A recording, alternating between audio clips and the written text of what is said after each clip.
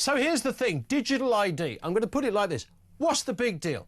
Is there really anything to be afraid of? Digital ID. I mean, remember what the deal was. Digital ID was going to enter our lives for one reason, and Keir Starmer was quite unequivocal about this. One reason: it was going to tackle illegal immigration. Now, that was always a ridiculous line, even by this government standards.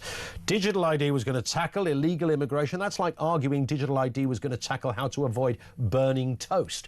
I mean, it was just preposterous and at best laughable. In its worst form, it was a bit sinister, frankly. Sinister because by making lame arguments around the introduction of digital ID, this clearly fuels concerns that there was actually a little bit more going on here. And today, well, we've got a different story. Keir Starmer wants to expand the use of digital ID to cover all manner of our everyday lives. The Prime Minister announced last month, of course, about the issue surrounding the right to work. If you haven't got a digital ID, you won't be able to work. Well, that makes no difference to people who work illegally. That's the point.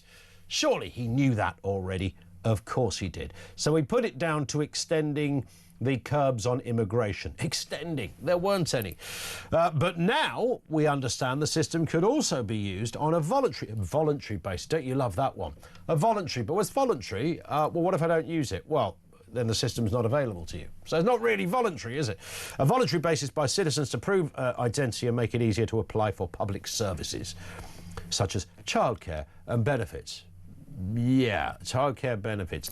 And your water, your electricity, your gas, how you live, how you exist, how you pay for anything.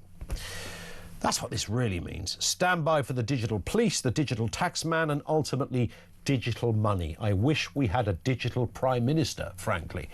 Where do you stand on this? And I'm going to ask the question, what is the big deal? Because I know what the short answer is, and the lines are open now, by the way, 0344 499 1000. The argument always goes, and I have to say, I cannot tell you, I loathe this argument. I've got friends who use this argument, and you know the one. If you've got nothing to hide, you've got nothing to fear. Oh, aren't you the wise one? Who made you Plato of the month? Nothing to hide, nothing to fear. Well, that rather depends on how you value and view the relationship that citizens have with the state in this country. I quite like the idea, because, I mean, if you extend that nothing to hide, nothing to fear, that's an argument just to put a camera in everyone's front garden facing their house, and then at some time in the future maybe lob one on the other side of their front door. I mean, it's a ridiculous argument. This is about our relationship as free citizens with the state. Now, you could say there are innocuous ways to execute digital ID, and it might prove rather useful. Don't get me wrong. There's something about my OCD that is hugely enamoured, turned on almost by everything being in one place. You know, lob my passport, my driver, stick it all in your phone, it's all there. No longer have I got to sift through piles of paper wondering where I left that national insurance number. I haven't got to go out to the shed because I dumped a load of old papers back there or in the loft, and it might be, was it in that bag I used to use? I mean, where's the driving licence? But I had it some. I haven't got to do all of that. It's all in one place. I get that. But that is no reason to support digital ID. You might have other reasons. My question is, to you, what is the big deal? I mean, there is a convenience to it, but that isn't really the question, is it? We're not buying convenience, we're buying a new relationship with the state, and that's crucial. Keep that in mind. Even if you firmly believe that not in your lifetime it will ever be abused, that's fine. But make no bones about it, we are buying into a new relationship with the state. That is crucial. 0344 499 1000.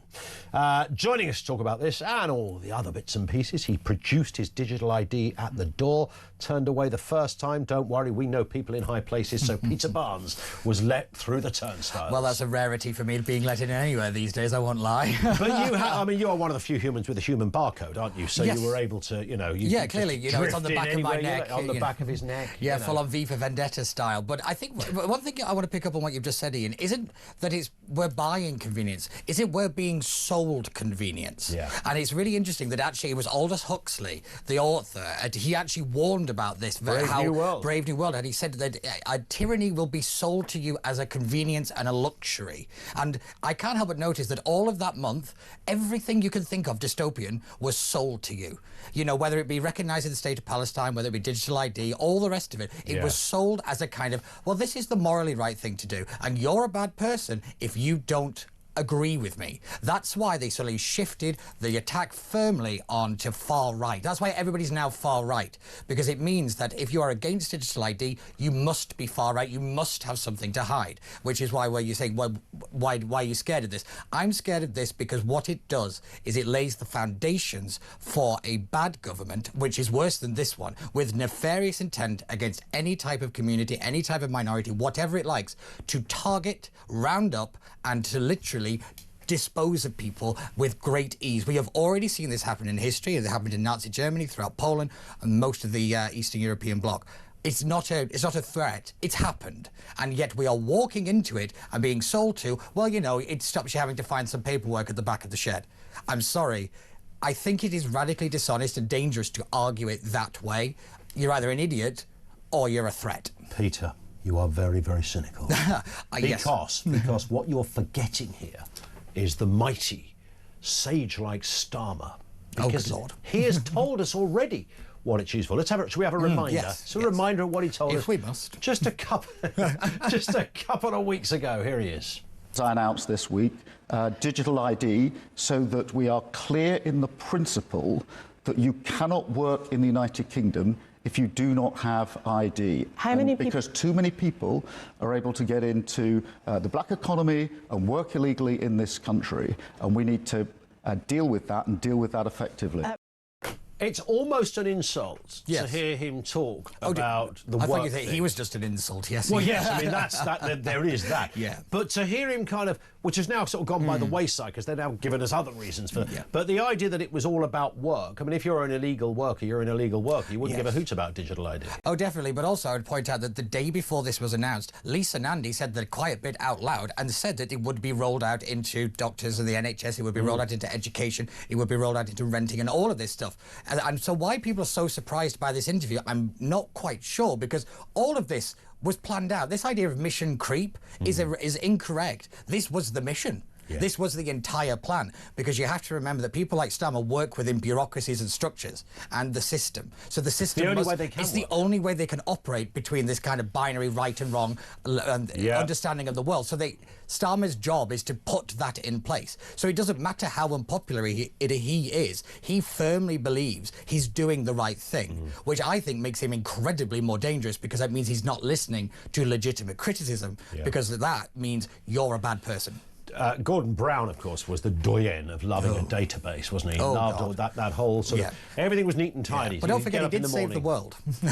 Well, he did save the world, yeah. That's a bit of history that hasn't been overplayed, is it? I mean, it's quite interesting how that keeps coming up, doesn't it? Yeah, but if it wasn't for Gordon Brown, then the financial crash would have been so much worse. Not really. We just happened to be hosting that day, didn't we? Yeah.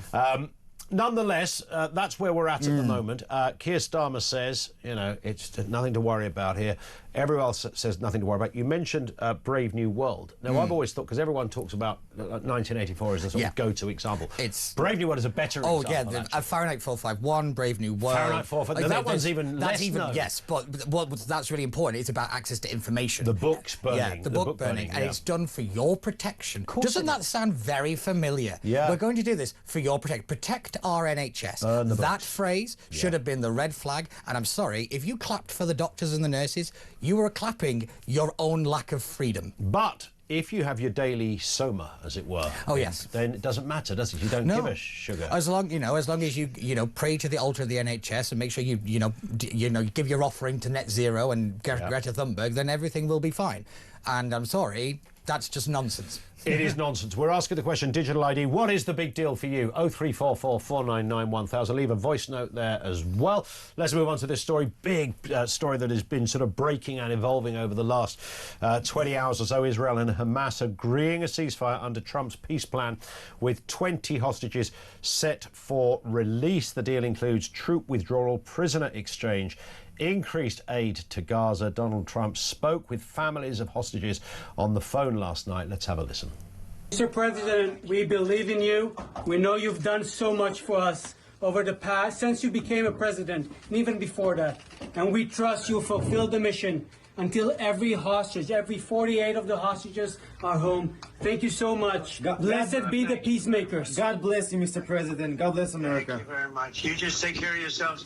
The hostages will come back. They're all coming back on Monday.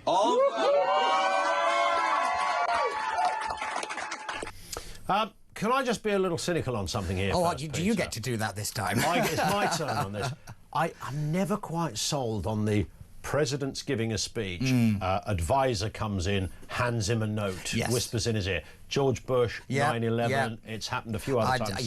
I mean, did Trump really not know before? Was it Rubio? I think that. Yes, from what I understand, there is obviously a lot of steps before. Bit of theatre goes on before. A little bit of theatre, and Donald Trump. We got the deal. Consider me shocked. Deal. But this is a critical turning point, without a shadow of a doubt. And for me, Donald Trump, the guy who was pledged as a warmonger, a threat to Western civilization, should win the Nobel Peace Prize because he's done more for the Middle East than anybody else in the last 40 years. Here's the thing as well. It doesn't matter that it's unconventional. It doesn't matter however we got convention didn't work. The fact that, I mean, Biden just kind of left this. So can you imagine Kamala Harris being in charge That of keeps this? me awake at night. That people actually voted for that woman. The woman who thought she could fix the world with vibes. Yeah. That people voted for that, and they walk amongst us. It terrifies me. Zach Polanski thinks we can fix the world with vibes. You know, he thinks you could expand your chesticles with... Well, the thing with people like that is, I always say, just put them in front of a TV camera, let them talk, and they sink themselves.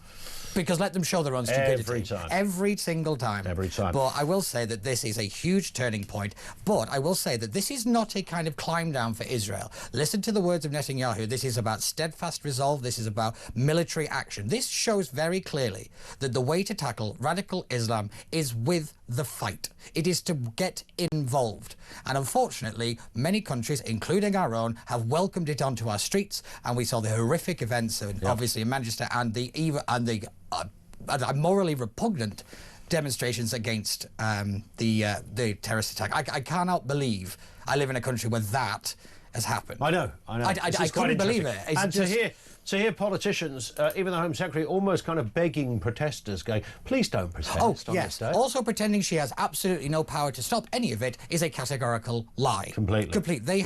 It's Parliament. Parliament could pass an act, and it could become law that day. A one-line bill. They do it all the time. So the idea that they couldn't stop it without the powers they've got, they had the power to get the powers.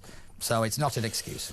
There is a new battleground in domestic politics between the Conservatives and Reform UK. Really? Who knew? It's interesting, this, because if nothing else, I mean, obviously the Tories are in a complete utter mess, and, you know, Kemi Badenoch's star is not really rising, and I doubt whether the next YouGov poll or whatever, Gallup poll, whatever it is that comes out, is going to make any difference to the Tory Congress. Won't make a huge difference. But she did find herself on the front pages over the stamp very duty successfully. issue. I thought it was a good announcement.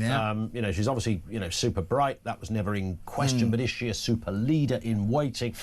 So the battle is on. The economy has usually been the safe territory for the Conservatives. It's also the one weak point when they survey Reform voters, or voters in general. The one weak point for Reform is economics. Let's have a reminder then what Kemi Badenoch said yesterday. Stamp duty is a bad tax. It is an unconservative tax. The last Conservative government cut stamp duty for thousands of home buyers. But now we must go further. We must free up our housing market, because a society where no one can afford to buy or move is a society where social mobility is dead. I have looked at the rates you have to pay to see if we can lower them. I have decided that we can't, because that simply wouldn't be enough. Conference, the next Conservative government will abolish stamp duty on your home.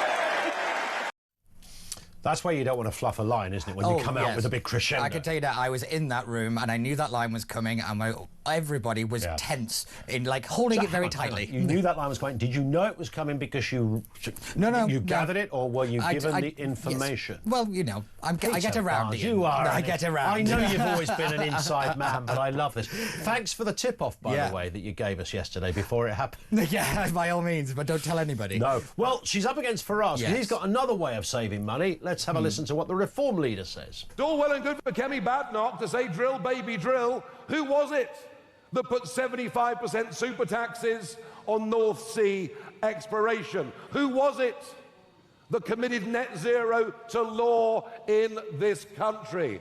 They should not be believed. They should not be listened to.